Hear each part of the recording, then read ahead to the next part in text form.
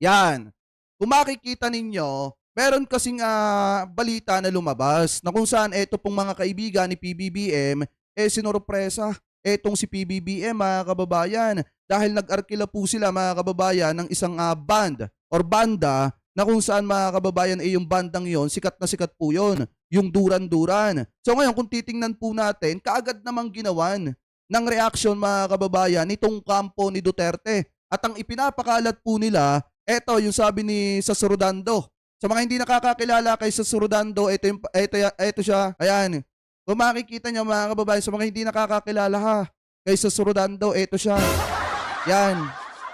Eh, yan siya mga kababayan, si Sasurudando. Ngayon, balik tayo sa post niya. Sabi niya mga kababayan dito, huwag kayong papayag na di kayo a-attend ng Duran-Duran private concert para sa birthday ni BBM sa Manila Ballroom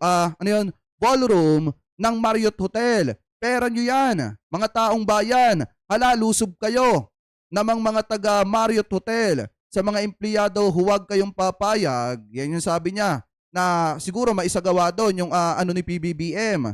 Yung sorpresa ng mga kaibigan, mga kababayan ni PBBM sa kanya.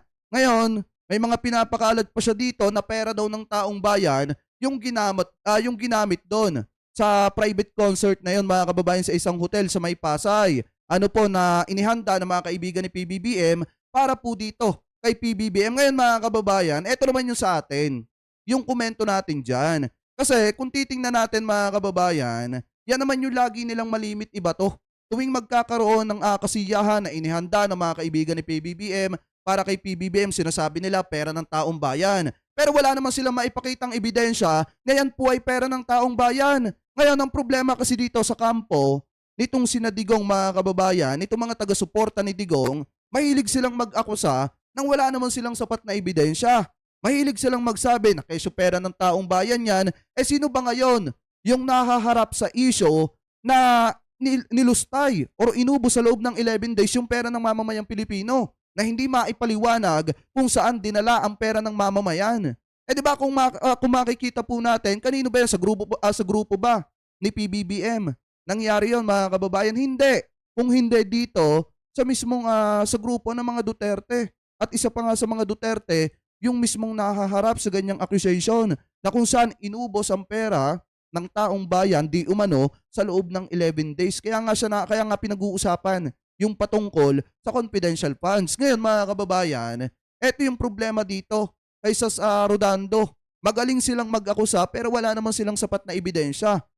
Alalahanin po natin mga kababayan, si PBBM po ay isa pong Marcoses.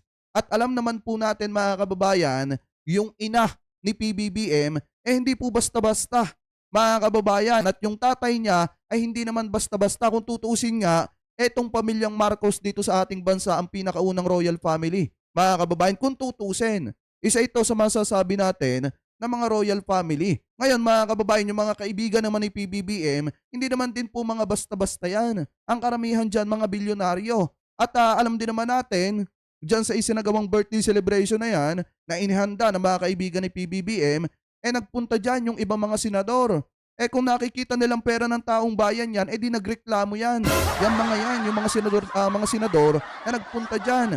So ngayon mga kababayan, eto nga yung problema. Si Sasurudando, sa sobrang tanga niya, hindi siya marunong maglabas ng ebidensya. Magaling mag-akusa mga kababayan, pero wala namang maipakitang ebidensya. Kasi nga mga kababayan, unang-una, parami na ng parami ang mga taong nagtitiwala sa ating gobyerno. Tumataas na yung mga trust rating ng ating presidente mga kababayan at sinusuportahan na ng taong bayan ang Marcos administration at kokonti na lang sila na bumabatikos sa administrasyon at yung ibang mga tao na dati ayaw sa pamumuno ni PBBM ngayon sinusuportahan na ang adhikain ng ating presidente. At ang isa pa dito mga kababayan, to be practically, kung titingnan natin, kung sa usapang praktikal, siguro naman karapatan ng ating presidente na mag-birthday. Hindi naman niya kasalanan na meron siya mga mabubuting kaibigan na pinaglalaanan ng pagkakataon na mapasaya etong si PBBM dahil nga siguro baka nakikita ng mga kaibigan niya na talagang subsob sa trabaho etong si PBBM na sa kabila ng ginagawang kasipagan ni PBBM, binabatikos pa nung mga taga-suporta nitong si Duterte, mga kababayan. Ngayon, kung titingnan po nating mabuti, hindi naman kasalanan ni PBBM na magkaroon ng ganitong klase ng mga kaibigan na handa siyang pasayahin, mga kababayan, at handang paglaanan ng oras yung birthday ng ating presidente. Siguro, mga kababayan, na nangyari dito, baka pinapunta lang dito etong si PBBM ng kanyang mga kaibigan at hindi niya alam na may ganito palang klase ng sorpresa. Alam naman natin na hindi bastos etong si PBBM. So ngayon, mga kababayan, nung nakita niya na may sorpresa pala, alangang umalis yung ating presidente. Siyempre, mga kababayan, bilang isang pasasalamat at pagsuporta doon sa mga kaibigan, mag-i-stay na po siya dyan. Ano po, at hindi naman kasalanan ni PBBM na mag-celebrate siya ng kanyang kaarawan.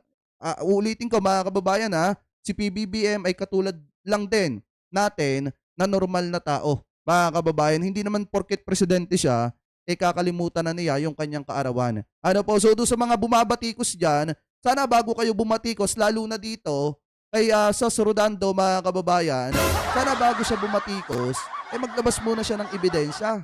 Maglabas muna kayo ng ebidensya para hindi kayo masabihan at hindi kayo matulad kay Maharlika na puro fake news na lang yung pinagsasasabi. Ano po? Anyway, mga kababayan, maliwanag naman na yan yung ginagamit nila na panira sa ating gobyerno, yan, na yung daw birthday ni PBBM, yung daw ibinayad, dun sa duran-duran, mga kababayan, galing daw po sa pera ng mamamayan. Pero alam naman po natin yung tunay kung sino yung tao na may issue na naglustay sa loob ng 11 days ng pera ng mamamayang Pilipino. Huwag nilang ilihis yung usapin. Huwag nilang ibato sa ibang tao, lalo na doon sa taong gumagawa ng tama, yung ginawa ng kanilang idolo at kanilang sinusuportahan na naglustay ng pera ng mamamayang Pilipino sa loob lamang ng 11 days, mga kababayan. Ano po? Anyway, ngayon, mga kababayan, eto pa yung isang dahilan.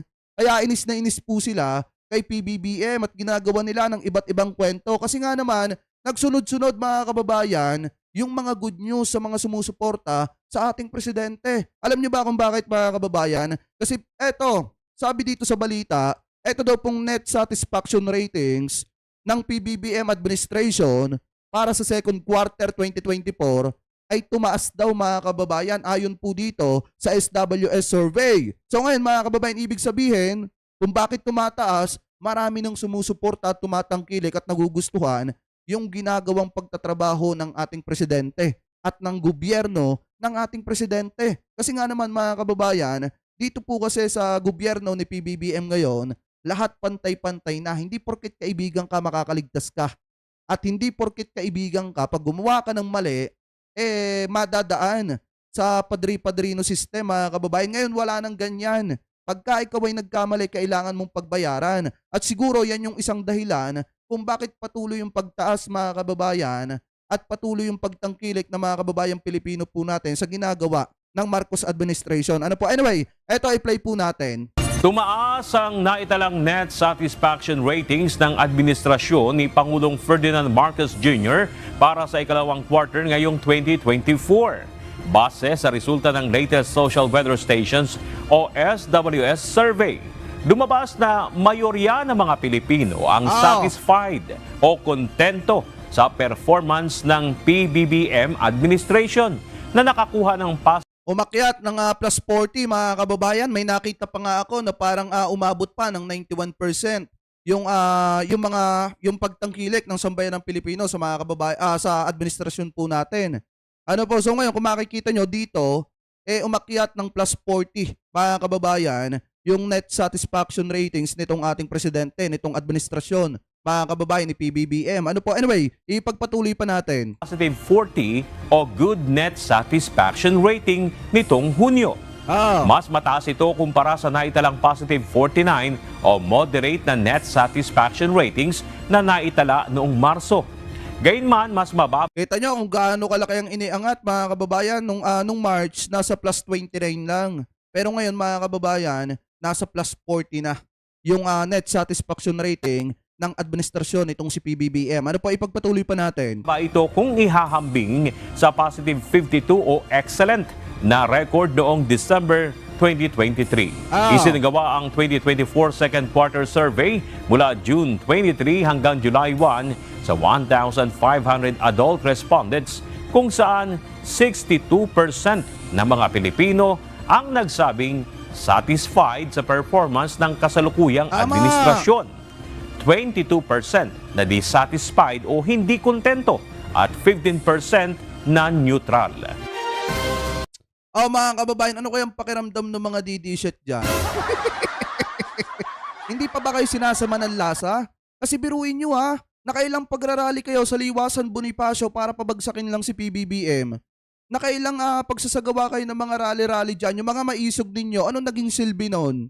Wala, mas lalo lang kayo napasama. Kasi sa kabila ng pagsasagawa ninyo ng mga rallying yan, para sirain si PBBM, unti-unting nababawasan. At yung iba umaalis, yung mga taga-suporta ng sinusuportahan itong mga DD-shit na ito. Ngayon kung titingnan natin mabuti mga kababayan, talagang walang naging magandang dulot or hindi hindi nagkaroon ng pakinabang etong mga Duterte dito sa isinagawang rally ng nitong mga kampo nila, nitong kampon ng mga Duterteng ito mga kababayan. Wala silang napala dyan. Kung hindi, mas lalo lang silang napasama sa publiko. Kasi unang-una, yung pinapabagsak nilang tao, yung pinapabagsak nilang administrasyon ng ni PBBM, saglip na bumagsak mga kababayan, pataas pa.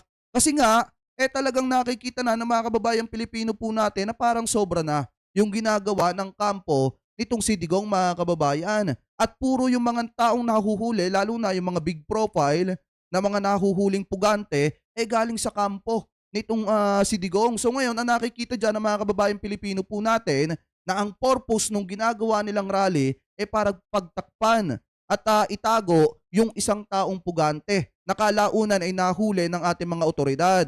So ngayon, kung titingnan din natin mga kababayan, yan yung isa sa mga dahilan kung bakit patuloy yung pagbagsak at paglagapak ng ratings mga kababayan nitong kampo nitong si Duterte. Ano po, at pagtaas naman ng administrasyon ni PBBM. Ano po, anyway, mga kababayan, maliwanag naman dyan na sa kabila ng pagpapabagsak na ginagawa ng kampo nitong si Digong mga kababayan sa administrasyon ni PBBM, patuloy naman yung pagtaas ng ratings ng ating administrasyon. May kasabihan nga tayo mga kababayan na kung sino yung ibinababa ng karamihan at pinagtutulong-tulungan, siya naman yung itinataas ng Diyos. At yan yung isa sa mga halimbawa. Mga kababayan, ano po, dahil hindi masikmura na mga kababayang Pilipino po natin na mismong yung mga taong binigyan ng pagkakataon ni PBBM at nagkaroon pa nga ng posisyon sa ating gobyerno, yun yung mga taong kasama nung mga taong bumabatikos at nagbabagsak kay PBBM. Ayaw ng mga tao sa traidor. Tandaan po natin yan, mga kababayan. Kahit sinong tao, hindi magugustuhan pagka nakikita nila na tinatraidor mga kababayan yung presidente ng Pilipinas. Kaya ayaw talaga natin sa isang taong traidor. At yan yung nakikita ng mga kababayang Pilipino po natin tuwing makikita nila dyan yung mga dating politikong binigyan ni PBBM ng pagkakataon na ngayon ay pinababagsak na si PBBM. Ano po? Anyway, mga kababayan, ngayon, maliwanag naman na sa kabila ng mga paninira nila, maganda pa rin yung nabalik sa administrasyon ni PBBM at maliwanag din naman na yung pong banda na at yung party mga kababayan na isinagawa sa isang hotel dyan sa May Pasay na handog na mga kaibigan ni PBBM dito po kay PBBM, yan po ay hindi galing sa pera ng taong bayan. At yan po mga kababayan ay galing po sa mga kaibigan ng ating presidente. Maliwanag naman yung sinabi ng PCO mga kababayan na yan po ay inorganize at talagang yung mga kaibigan ni PBBM yung naghanda po dyan para isorpresa yung ating presidente. Hindi ko alam mga kababayan kung gaano kabobo etong mga taga-suporta ni Digong. Kung bakit hindi nila maintindihan na yan po ay galing sa mga kaibigan ng presidente. Napakasimple Kung uunawain mo, galing sa mga kaibigan niya ng ating presidente at hindi galing sa pera ng taong bayan. Ganun kasimple mga kababayan. Hindi mo maintindihan yan kung bobo ka talaga.